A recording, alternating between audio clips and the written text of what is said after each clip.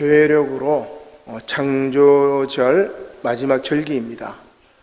그리고 다음 주부터는 절기가 바뀌죠. 대림절기가 시작됩니다. 교회력은 이렇게 크게 보면은 삼일체 교회력과 기독론 중심, 그리스도 중심 교회력이 있습니다. 화면을 한번 넘겨보도록 할까요? 삼일체 교회력은 창조절이 있고, 또 한 장을 더 넘겨보면은 그리스도론 중심 교회력은 창조절기가 빠져 있죠. 그래서 초대교회의 교회력이 어떻게 생기냐면, 제일 처음에는 부활절을 중심으로 부활절 관련 절기가 생기고, 그 다음에 성탄절을 중심으로 성탄절 주변 절기들이 이렇게 생깁니다. 그러니까 부활과 성탄이 가장 큰 그리스도 교회의 사건이죠. 그래서 부활절이 있고, 부활절을 예비하는 사순절, 세례를 이제 준비하는 사순절이 생기기도 하고, 그 다음에 성탄절이 있으니까 예수님이 오시는 대강절, 대림절이 생기고, 그죠? 그리고 주님께서 현현하시니까 주연절이 생기고, 그 다음에 우리 주님이 부활 승천하시니까 성령 강림절기가 생기고, 이렇게 그리스도의 일대기를 통해서 교회력 절기가 한 해를 중심으로 이렇게 생기게 됩니다. 자, 그래서 이것을 우리가 기독론적 중심, 그리스도론 중심 교회력이라고 이야기를 하고, 대부분의 이제 영어권 교회들은 이 교회력을 씁니다. 독일 지역은 좀 다른 교회력을 쓰고, 그러나 우리 한국 기독교 장로회 교단은 이 절기에 부족한 점이 뭐냐면, 기독론 중심으로, 그리스도론 중심으로 하면은 삼일체 하나님을 고백하는 신론 중심으로 가야 되지 않느냐. 그래서 한 장 앞으로 넘겨보면은 바로 창조절기를 넣게 됩니다. 위로 올리세요. 창조절기를 이렇게 넣게 되면은 절기의 기준이 이제 바뀝니다. 대림절로부터 시작이 되어서 성령 강림절인 예수님 중심의 교회력 절기가 9월 창조절부터 시작하면 성부 하나님의 창조절기와 그 다음 주 대림절기로부터 부활절기까지 이어지는 성자 예수님의 절기가 있고, 그 다음에 예수님께서 부활 승천하시고 성령께서 오셨기 때문에 성령 강림절은 성자의 절기가 아닙니다. 그죠? 그래서 성령 하나님의 절기이기 때문에 삼일체 절기가 신학적으로도 탄탄하고, 이게 1년 주기로 봤을 때 창조절기가 가을에 있는 것은 굉장히 신학적으로 타당한 절기입니다. 우리 교인들은 이제 교회력에 대해서 충분히 이해가 되어 있을 터인데, 한국교회의 대부분 교인들이 이 교회력에 대한 이해가 없이, 또 목회자들도 교회력에 대한 이해가 별로 없습니다. 그래서 이 교회력을 중심으로 이 한 해가 어떻게 흐르는지를 참 이해를 하지 못할 때가 많이 있는데, 더군다나 이제 우리가 이 성서 일가라는 게 또 있어요. 이 교회력을 중심으로 주연절에 맞는 성서 본문, 부활절에 맞는 성서 본문, 성령 강림절에 맞는 성서 본문들이 이렇게 주어집니다. 그렇게 성경을 3년에 한 번 완독하도록 만드는 것이 교회력 중심 세 본문 말씀이에요. 한국 교회가 이것만 제대로 지키면 저는 이단은 하나도 나타나지 않겠다는 생각이 들고, 말씀의 수준이 엄청 높아질 거라는 생각이 듭니다. 대부분 3년 주기로 설교 본문들을 다 다루지 않기 때문에 대부분 쉬운 말씀들 있죠. 복음서 말씀이라든지 신약의 말씀, 구약에 나오는 소선지자서는 전혀 다루지 않은 때가 많아요. 아가서도 다루지 않죠. 에스더도 별로 다루지 않죠. 대부분 다루지 않아요. 그러니까 편식을 해버리니까 자기에게 좋은 말씀, 우리가 이제 사복음서 다음에 뭐 내가복음 이야기하는데, 나에게 맞는 말씀, 좋은 말씀, 이것만 이렇게 믿고 하니까 어떤 험하고 힘든 일이 생기면 바로 자빠져 넘어집니다. 이게 이제 말씀이 영양가 있게 골고루 먹지 못했기 때문에 그렇다라고 할 수가 있습니다. 그래서 한국교회가 변화가 되려면 교회력이 탄탄해야 되고, 이 교회력에 주어지는 세 본문 말씀이 탄탄해서 구약을 중심으로 복음서 말씀, 초대교회의 상황, 이렇게 연결이 되는 설교를 해야만이 한국교회가 말씀으로 새로워진다. 저는 이제 그렇게 생각을 하고, 제2의 종교개혁은 바로 이 교회력과 성서 일과 성서 정과라고도 이야기하는데 세번문 말씀 플러스 시편까지 넣어서 이렇게 돼야 된다라고 생각을 하게 됩니다. 특히 세번문 말씀은 구약을 통해서 성부의 약속을, 복음서를 통해서 성자의 성취를, 서신서를 통해서 교회의 응답을 살펴보기 때문에 매 주마다 주일 낮 예배에서 선포되는 것은 이것이 선포가 돼야 돼요.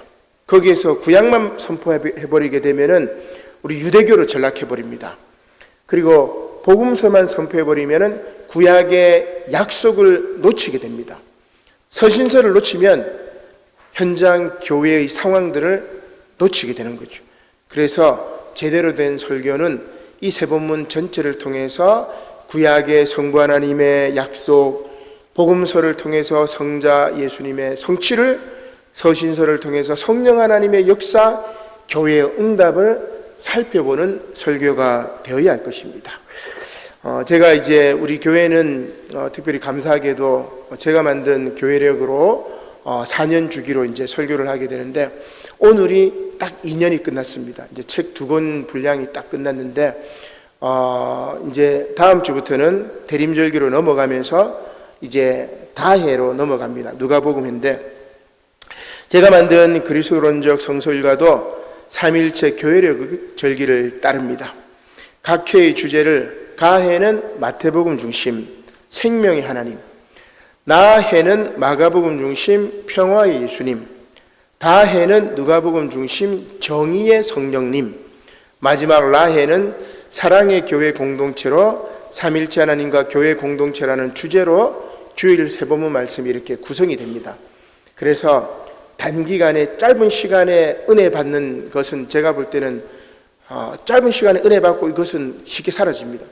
그러나 1년, 3년, 4년 성경 말씀 전체가 주어지는 혹은 1년의 교회력 주기로 이렇게 돌아가는 이 순환을 통해서 주시는 하나님의 말씀은 쉽게 흔들리지 않고 굳건한 뿌리 위에 선다는 생각이 듭니다.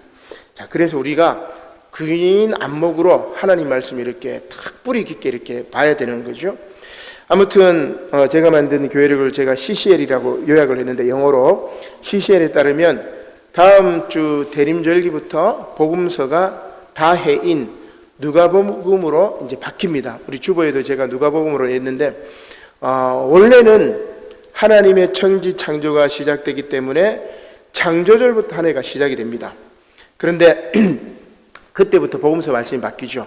근데 이제 여러분 기억나십니까? 8년 전에 제가 제일 처음 교회력 설교를 세번문 설교를 하면서 대림절부터 시작을 했기 때문에 대림절부터 이렇게 말씀이 바뀌는 거예요. 그래서 CCL, RCL로 공동전가로 3년을 제가 설교를 했고 그 다음에 우리 3일째 교회력으로 3년을 했고 지금 이제 CCL로 2년을 하고 이렇게 진행을 하고 있는데 대림절부터 시작했기 때문에 지금 이제 창조절기가 끝나더라도 이제 복음서는 누가복음으로 이렇게 바뀌는 겁니다. 원래는 바뀌지 않습니다. 책으로 제가 재편할 때는 창조절기를 가장 앞에 놓고 이렇게 순서대로 이제 진행을 하고 있습니다. 자, 아무튼 따라서 이번 주는 마가복음으로 설교하는 마지막 주간이 됩니다.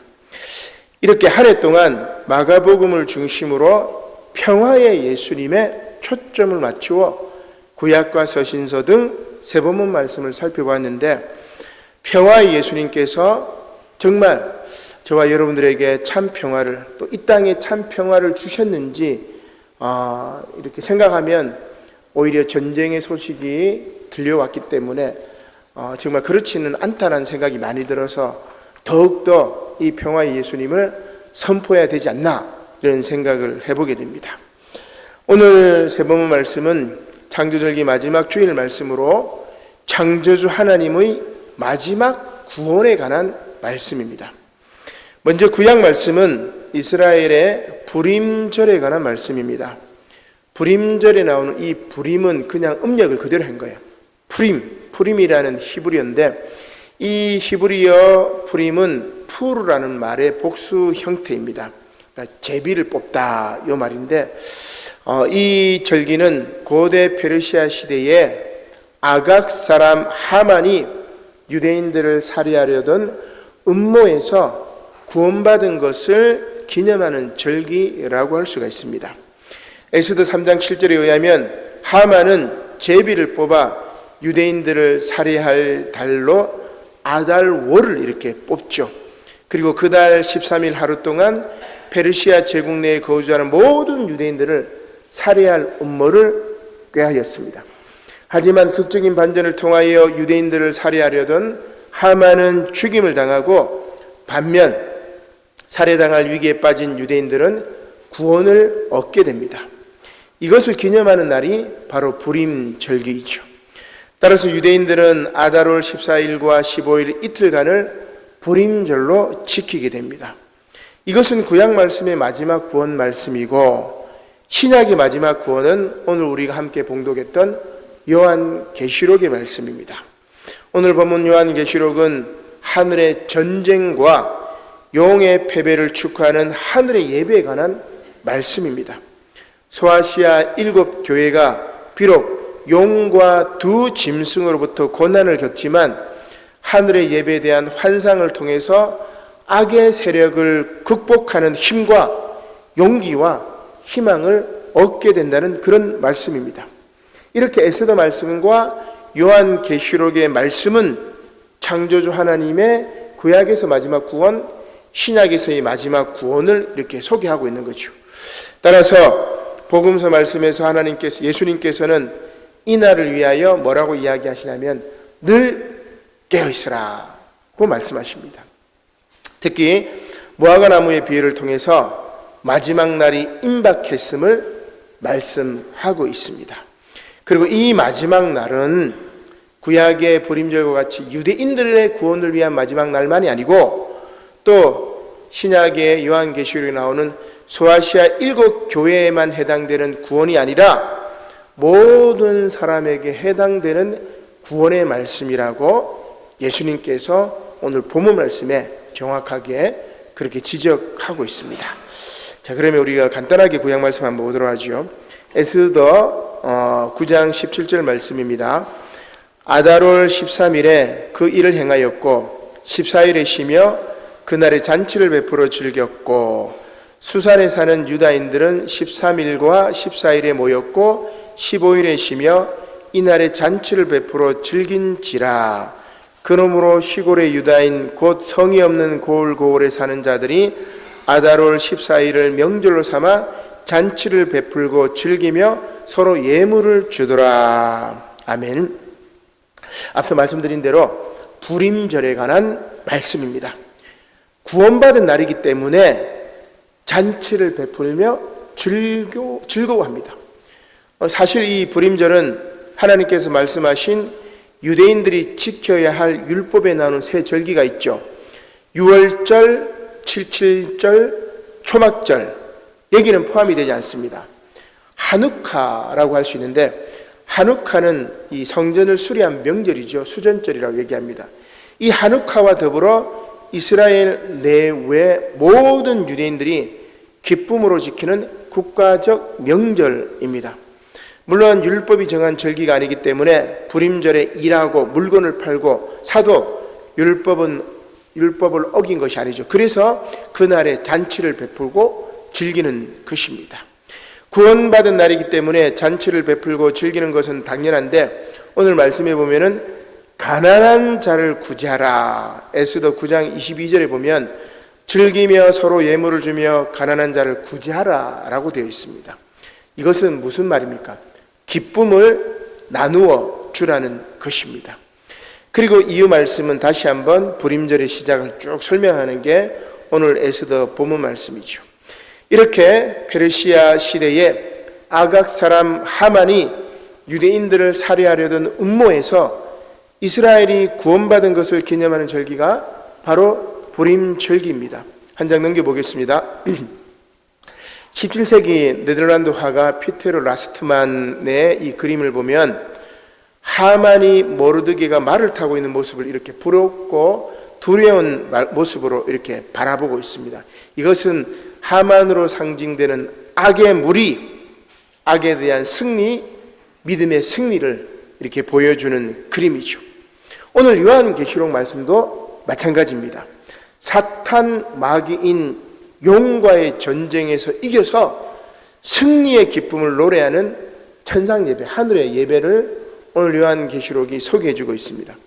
이것은 요한계시록에 나오는 고난받는 소아시아의 7 교회에 용기와 희망을 주는 바로 요한 사도의 말씀이라고 할 수 있겠죠. 자, 요한계시록 12장 1절 말씀 우리가 읽었지만 다시 한번 보도록 하겠습니다.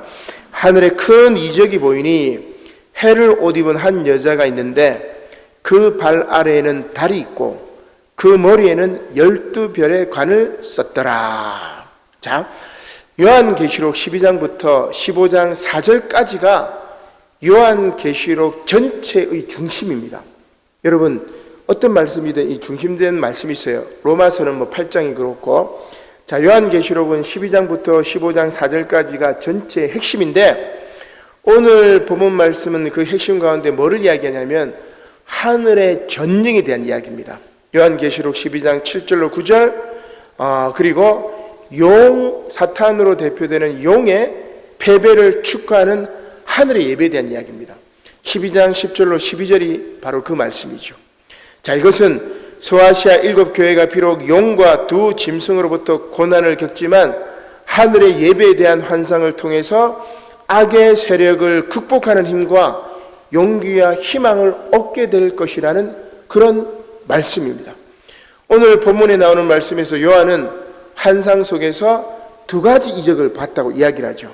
그죠? 하늘에 큰 이적이 보이니 해를 옷 입은 한 여자가 있는데 그 발 아래에는 달이 있고 그 머리에는 12별의 관을 섰더라. 그림을 넘겨볼까요? 한 장 넘겨봅시다. 여기 보면 12별의 관을 쓴 여인, 하늘 발 아래는 달이 있고, 그죠? 그 머리에는 12별의 관을 썼는데 해를 옷 입었어. 그러니까 해를 옷 입었다는 거. 따뜻한 해를 옷 입은. 자, 그러면 요 처음 환상은 뭐냐면 해산하는 여인의 환상이고, 또 다른 환상은 뭐냐면 하늘에 또 다른 이적이 보이니 보라, 한 큰 붉은 용이 있어. 머리가 7이요. 요 용이 머리가 7이다, 그죠? 뿔이 10이라. 그 여러 머리에 7 왕관이 있는데 그 꼬리가 하늘의 별 3분의 1을 끌어다가 땅에 던져버려. 자, 이거를 여러분 요한계시록에 나오는 것을 문자 그대로 이해하면은 이거는 바보 취급받습니다. 이 천문학적으로도 맞지 않는 이야기고 바보 취급받아, 그죠? 해를 읽는다는 건 우리가 태양에 타 죽습니다, 그죠? 그러니까 요거를 우리가 상징으로 읽어야 돼요. 어떤 거는 상징으로 읽고 어떤 거는 문자적으로 읽고, 이단들이 그걸 잘해요. 그래서 요한계시록은 전체를 잘 상징으로 이제 봐야 되는데, 자, 그러면 어떤 내용이냐? 여기서 12별이 있는 관은 뭐를 상징할까요? 12는 이스라엘 12지파를 상징합니다. 사실 요한에게 기독교 공동체의 뿌리는 어디예요? 이스라엘의 12지파를 상징합니다. 그러니까 기독교는 이스라엘하고 상관없이, 유대교하고 상관없이 확 나타난 것이 아니라 이스라엘의 12지파를 계승한 것, 믿음으로 계승한 것이 바로 우리 그리스도교 공동체라는 이야기입니다. 그래서 이 여인의 머리의 관이 뭡니까? 12개라고 이야기를 하고 있는 것이죠. 따라서 이 아름다운 여자는 메시아를 대망한 이스라엘 12지파에서 산출된 기독교 공동체를 상징합니다. 교회를 뜻하는 거예요, 이 여인은. 이 여자가 해산의 진통 때문에 큰 소리로 울고 있는 것은 누구의 박해 때문입니까? 이 용의 박해죠. 이것은 바로 그 당시 로마 제국으로부터 박해와 환난을 당하고 있는 소아시아 7 교회의 현재 상황을 비유적으로 이렇게 나타낸 겁니다. 그래서 요한계시록은 그 당시 소아시아의 상황, 로마 시대의 상황으로 돌아가서 읽어야 비유가 풀어지고 상징이 이해가 되는 거예요. 그거 없이 그냥 오늘날 시대에 맞춰가지고 상징적인 의미를 풀이하지 않고 이상하게 풀면 안 되는 거죠. 자, 따라서 두 번째 환상의 용은 해산하는 여자와 대조가 됩니다. 이것이 이제 구약 성경과 유대 묵시 문학에서 이렇게 잘 사용하는 건데, 용은 부정적인 의미로 사용돼요. 서양은. 우리나라는 용은 어때요? 돼지꿈보다 용꿈 꾸면은 더 뭐 이렇게 좋은 꿈이라 생각하죠. 그래서 우리 임금님의 얼굴을 용안이라 그럽니다. 그죠? 임금님의 그 뭡니까? 그 상을 용상이라 그러고, 그 다음에 임금님이 입고 있는 옷을 뭐라 그럽니까? 용포라 그러죠. 그리고 임금님을 놀릴 때 뭐라고 하냐면 용령 죽겠지, 뭐 그렇게 이거 그렇게 놀리긴 하는데, 동양은 용을 신성시 여기지만 서양은 용을 악마와 사탄으로 비유합니다. 동양과 서양의 관점이 다른 거죠. 자, 아무튼 용은 에덴 동산의 사탄과 동일시되고 하나님을 대적하는 악의 세력을 대표합니다. 이렇게 하나님을 대적하는 용이 꼬리로 하늘의 별 3분의 1을 끌어다가 땅에 던졌습니다. 이것은 하나님을 반대하며 그분의 창조 질서를 깨트리는 오만한 행위입니다. 여러분, 창조 질서를 깨트리는 오만한 행동이 바로 이 용이 하는 거죠. 지금 우리도 창조 질서를 파괴하고 있잖아. 그죠? 환경 오염, 쓰레기 버리는 것부터, 음식 쓰레기부터 버리는 것, 다 하나님의 창조 질서를 깨트려 버리는 겁니다. 용이 하는 짓이에요. 그죠? 사실 유대 묵시문학에서 하늘의 별들은 억압자들에게 학살당한 의인을 상징합니다. 에녹 1서 46장 7절에 보면은 의인들이 죽으면 저 하늘의 별이 돼. 그리고 로마 신화도 마찬가지예요. 그죠? 뭐 영웅이 죽으면은 저 하늘의 별이 되고, 그죠? 뭐 사자자리, 큰 곰자리, 작은 곰자리 다 그렇게 상징적으로 표현해요. 의인이 죽으면 하늘이 별이 되는데, 그 별들의 3분의 1을 땅으로 내쳤다는 것은 뭐예요? 바로 로마 제국에 의해서, 억압자들에 의해서 학살당한 의인들을 이야기합니다. 용이 하늘의 별 3분의 1을 떨어뜨렸다는 것은 억울한 죽임을 당한 수많은 희생자를 경멸하는 용의 오만한 태도를 보여줍니다. 지금도 우리 보고 있잖아. 그죠?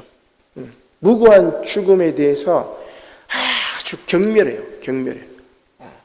지금 우리가 보고 있는 게 바로 이 사탄 마귀가 하는 짓거리입니다. 이 오만한 용이 해산하려는 여자 앞에서 여인이 해산하면 아이를 삼키려고 기다리고 있습니다. 이것은 위험한 상황에서 태어나는 순환당하는 그리스도를 상징합니다. 그러나 이러한 위험한 상황에서 아무런 방어력이 없는 여인이 낳은 아이가 바로 누구죠? 이 세상을 다스릴 메시아, 바로 아기 예수님입니다. 이렇게 무력한 여자에게서 태어난 아이는 하늘의 보좌 위로 쫙 이끌려갑니다. 그리고 이 아이를 삼키려고 했던 용의 시도는 하나님의 개입으로 말미암아 실패하고 마는 것이죠. 그리고 어린 양이신 이 아기 예수님은 하늘의 보좌 위에 앉아서 메시아의 권세를 딱 행사하는 거예요. 이거를 요한이 환상으로 보고 소아시아 7교회들에게 이 환상의 메시지를 이렇게 들려주는 이야기가 바로 오늘 본문 말씀이죠. 자, 6절 말씀에 보면은 뭐라고 되어 있냐면 여인이 광야로 도망갔다고 합니다. 이 광야는 소아시아 7교회가 서 있는 장소를 상징합니다. 물론 7교회는 대부분 이제 대도시이긴 한데 에베소라든지 뭐 라오디게아나 다 이제 소아시아에 나오는 7교회는 다 이제 대도시 중심이긴 해요. 그러나 이 7교회는 비록 사는 곳은 대도시이지만 그들이 믿음 생활하기에는 척박한 광야와 똑같대. 단합 때문에 각기 척박한 광야 같은 생활을 하고 있는 것이죠. 그러나 하나님으로부터 도움을 받고 7교회가 양육이 됩니다. 왜냐하면 하나님은 이렇게 공경에 처한 자들을 도와주시고 인도하시기 때문에 그렇죠. 근데 여러분 오늘 숫자가 나옵니다. 그죠? 우리가 14만 4천 이거는 뭐 잘 알고 666 이런 숫자는 잘 아는데 지금 여기 나와 있는 숫자가 뭐냐면은 1260일이죠. 그죠? 이 1260일 동안 하나님이 이 여인을 양육하는 겁니다. 도와주는 거죠. 그러면 이 1260일은 무슨 말이냐? 이것은 하나님께서 기독교 공동체를 지금부터 종말의 날까지 보호하고 지켜주신다는 것을 의미하는 숫자가 바로 1260입니다. 자, 그러면 요한계시록은 제가 누누이 말씀드렸지만 숫자가 상징하는 것을 잘 읽어내야 되죠. 자, 그러면 가령 1260일은 우리가 년수로 따지면 몇 년 몇 개월이겠어요? 3년 6개월을 1260일로 이렇게 볼 수 있습니다.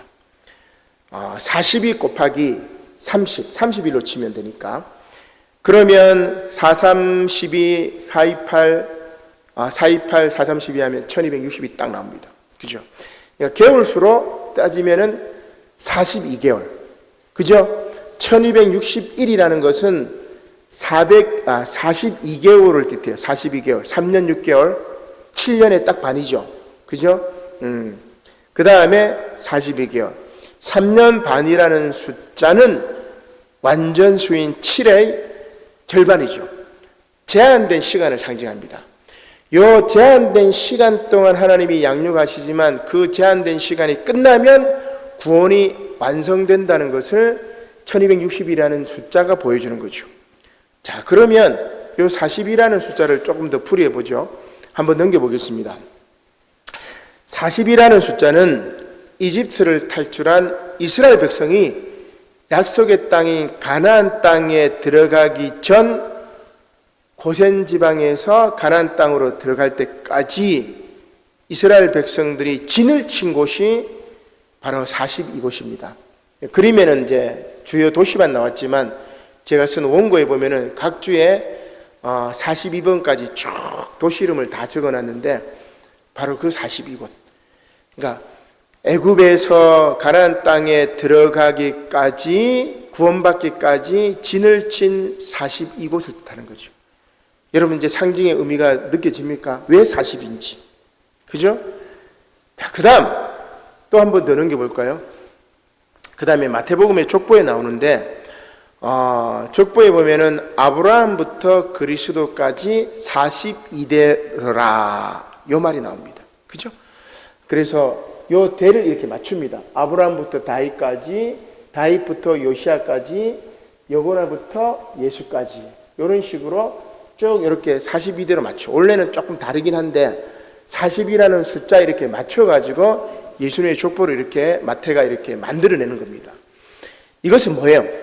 구약도 마찬가지, 신약도 마찬가지, 우리 주 예수님의 구원, 가나안 땅에 들어가는 구원에 이르기까지 40이라는 숫자가 하나님이 우리를 도와주시는, 우리를 지켜주시는 것을 상징하는 것입니다. 따라서 이러한 1260일 또는 42개월은 소아시아의 교회들이 사탄의 조정을 받는 로마 제국의 유혹과 압제에 맞서 싸우면서 증언하는 현재 시간을 상징합니다. 이 기간은 짐승이 권세를 가지고 악행을 저지를 기간과 동일합니다. 이 기간 동안에는 로마 제국, 이 사탄 마귀가 우리를 괴롭히는 거죠. 계시록 13장 5절에 보니까 또 짐승이 과장되고 신성모독을 말하는 입을 받고 또 42달 동안 42달 동안 일할 권세를 받으니라.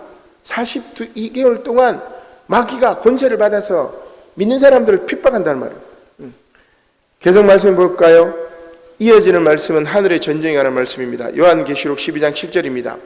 하늘에 전쟁이 있으니, 괴롭히니까 전쟁이 있겠죠. 미가엘과 그의 사자들이 용과 더불어 싸울새 용과 그의 사자들도 싸우나 이기지 못하여 다시 하늘에서 그들이 있을 곳을 얻지 못한지라. 큰 용이 내쫓기니 옛뱀 곧 마귀라고도 하고 사탄이라고도 하며 온 천하를 꿰는 자라. 그가 땅으로 내쫓기니 그의 사자들도 그와 함께 내쫓기니라. 아멘. 미가엘은 하늘 군대의 사령관입니다. 미가엘과 용의 싸움은 역사의 심층적인 차원을 상징하는 하늘에서 일어나는 전쟁인 것이죠. 이 전쟁에서 누가 승리해요? 미가엘이 승리합니다. 따라서 용과 그의 군대는 더 이상 하늘에 거주할 곳이 없어요. 또한 용은 패배함으로써 그가 가지고 있는 영적 힘을 뺏겨버립니다. 그리고 하늘에서 땅으로 추방되어 버리는 거죠. 그리고 남아있는 불완전한 힘을 가지고 성도들을 미혹하려고 시도할 것입니다. 그러나 우리는 하나님의 전신갑주, 에베소서 6장 1절에 나오죠. 하나님의 전신갑주를 통해서 이 미혹에서 이길 수 있다, 그 말씀입니다. 그리고 이제 이어지는 말씀은 바로 용의 패배를 축하하는 하늘의 예배 말씀이 쭉 계시록 12장 10절부터 이어지는 것이죠. 자, 여기서 중요한 단어들을 우리가 한번 체크를 해보도록 하죠. 12장 10절입니다. 내가 또 들으니 하늘에 큰 음성이 있어 이르되 이제 우리 하나님의 구원과, 여러분 우리 구원에다 동그라미 해보세요. 능력에도 동그라미, 나라에도 동그라미, 또 그의 그리스도의 권세가 나타났으니 권세도 동그라미. 자, 하나님의 구원과 능력과 나라와 그리스도의 권세가 나타나서 우리 형제들을 참수하던 자, 곧 우리 하나님 앞에서 밤낮 참수하던 자가 쫓겨났고, 또 우리 형제들이 어린 양의 피와 자기들이 증하는 말씀으로 누구를 이겨요? 사탄 마귀 용 로마 제국을 이겼으니 누구로? 어린 양의 피로 이기는, 아주 놀라운 고백입니다. 자, 그러면 여기에서 하늘 예배에서 하늘에 살아있는 순교자와 죽은 성도들은 큰 음성으로 용의 패배와 추방을 축하하는 노래를 부릅니다. 그런데 이 노래의 내용을 살펴보면 1세기 로마 제국에서 통용되었던 많은 정치적인 용어들이 사용이 돼. 자, 이게 제가 여러분을 동그라미 치라고 했던 네 글자입니다. 구원, 능력, 나라, 권세. 요거는 우리 기독교 용어가 아니었어요. 1세기 로마 황제를 칭하는 단어가 바로 이 네 단어입니다. 구원을 말하는 소테리아라는 말은 로마 황제가 베푸는 안전, 로마 황제가 베푸는 복지, 로마 황제가 행하는 구출을 소테리아, 구원이라고 이야기합니다. 두나미스, 능력. 이 두나미스 능력은 로마 제국의 막강한 정치적, 경제적, 군사적 힘을 뜻합니다. 바실레이아, 나라를 말하는데 바실레이아는 영원히 지속될 것으로 선전된 로마 제국을 뜻합니다. 바실레이아, 그의 나라 로마 제국은 영원할 것이요. 엑수시아, 이 권세라고 이야기를 하는데 이 권세는 로마 황제의 신적 권위를 뜻합니다. 자, 그러면 무슨 이야기예요? 지금 우리는 이 용어가 로마 황제와 로마 제국을 뜻하는 용어가 아니죠. 나라와 권세와 구원과 능력이 누구에게 있어요? 어린 양 예수에게 있다는 말은 그 단어가 이제는 예수님에게 통용된다는 말은 뭐예요? 로마 제국을 물리치고 용의 세력을 물리치고 어린 양 예수의 보혈의 피가 승리했다는 것을 상징하는 겁니다. 너무나 놀랍죠. 너무나 은혜스러운 말씀입니다. 따라서 용의 세력을 정복한 하나님과 그리스도의 권세를 찬양하는 이 노래와 예배는 1세기 말엽 소아시아 그리스도인들의 반제국주의적인 의식을 반영하고 있습니다. 따라서 지금도 우리가 요한계시록을 읽는다면 동일한 역사의 모순 속에 살아가고 있는 우리에게도 주시는 하나님의 말씀이라고 요한계시록을 고백한다면 지금 로마 제국과 같은 용의 무리는, 사탄의 무리는, 저 마귀의 세력은 무엇인가? 그걸 봐야 돼요. 그래서 저 개인적으로 지난번에 이병학 교수님의 책 제국과 계시라는 책, 또 요한계시록 주석이 있는데 우리 신천지 이단들에게 성경 공부를 그 책으로 공부를 시키면은 아주 정말 제대로 된 성도들이 되지 않을까라는 생각이 듭니다. 제가 이제 논평이란다 글을 쓰는데 나중에 이 글들을 이제 신천지 쪽에 좀 퍼뜨려 가지고 정말 제대로 된 정치의식을 가진 깨어있는 시민으로 이렇게 신천지를 바꿀 수 있지 않을까, 그런 생각을 해보게 됩니다. 이 말씀을 제대로 읽으면 바로 그렇게 되는 것이죠. 시대의 징조를 읽고 말씀이 상징하는 비유의 의미를 되찾아야 됩니다. 이것은 결국 깨어있는 것이죠. 그래서 오늘 복음서 말씀에서 깨어있으라고 말씀합니다. 마가복음 13장 28절의 말씀이지요. 무화과 나무의 비유를 배우라. 그 가지가 연하여지고 잎사귀를 내면 여름이 가까운 줄 아나니 이와 같이 너희가 이런 일이 일어나는 것을 보거든 인자가 가까이 곧 문 앞에 이른 줄 알라. 내가 진실로 너희에게 말하노니 이 세대가 지나가기 전에 이 일이 다 일어나리라. 천지는 없어지겠으나 내 말은 없어지지 아니하리라. 그러나 그날과 그때는 아무도 모르나니 하늘에 있는 천사들도 아들도 모르고 아버지만 아시느니라. 아멘. 임박한 재림에 관한 예수님의 말씀이죠. 그러나 예수님께서 말씀하셨어요. 그날과 그때는 아무도 모르고 창조주 하나님만 아시는 거죠. 그러면서 예수님께서 마가복음 13장 33절에 이렇게 이야기하십니다. 주의하라, 깨어있으라. 그때가 언제인지 알지 못함이라. 가령 사람이 집을 떠나 타국으로 갈 때에 그 종들에게 고난을 주어 각각 사물을 맡기며 문지기에게 깨어있으라 명함과 같으니 그러므로 깨어있으라. 집 주인이 언제 올는지 혹 저물 때 일는지 밤중 일는지 닭 울 때 일는지 새벽 일는지 너희가 알지 못함이라. 그가 호련히 와서 너희가 자는 것을 보지 않도록 하라. 깨있으라. 내가 너희에게 하는 이 말은 모든 사람에게 하는 말. 모든 사람, 그죠? 불임절을 받아들였던 유대인들처럼 유대인들에게만, 또한 요한계시록을 받아들였던 소아시아 7교회만이 아니라 예수님의 이 말씀은 모든 사람들에게 깨어있으라는 말을 하는 것이죠. 그래서 오늘 본문 말씀은 집을 맡긴 집주인의 비유입니다. 그렇습니다. 우리는 이 세상에 문지기로 파송받았습니다.